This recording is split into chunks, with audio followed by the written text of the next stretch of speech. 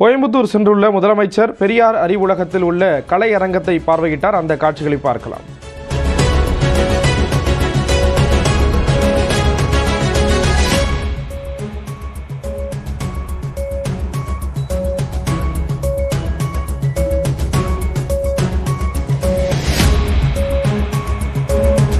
பெரியார் அறிவுலகத்தை முதலமைச்சர் மு.க.ஸ்டாலின் பார்வையிட்டு இருக்கிறார். விவரங்களை செய்தியாளர் பிரசன்னா வழங்க கேட்கலாம். பிரசன்னா, விவரங்கள் பகிர்ந்துக்கலாம்.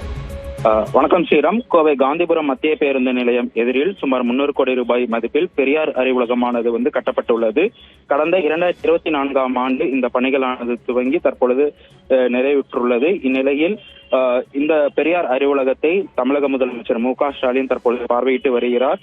சுமார் 7 ஏக்கர் பரப்பளவில் 1,98,000 சதுர அடி பரப்பளவில் இந்த அறிவுலகமானது கட்டப்பட்டுள்ளது. சுமார் 8 தளங்களுடன் அமைக்கப்பட்டுள்ளது.